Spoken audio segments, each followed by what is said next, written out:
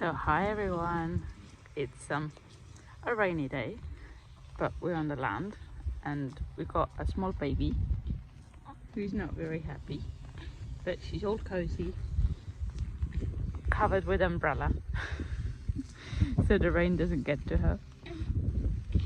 But we've been doing a little bit of work. Well, at the moment my dad is still doing it, but there we go.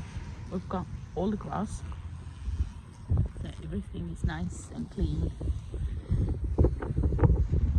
and hopefully we won't get this year as many of the big spiky things as last year. But we've also, well, my parents and my mom especially, have been planting some plants. So we've got some tomatoes and some peppers and chilies, and we've got some onions and garlic over there, but mostly potatoes are up on a hill that I've been planting. My dad is still trimming, and the trees, they're all really nice and flowers. So there we go.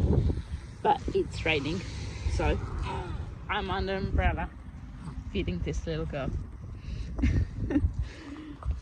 But yeah, right, I'll see you guys soon again with another update. Okay, bye.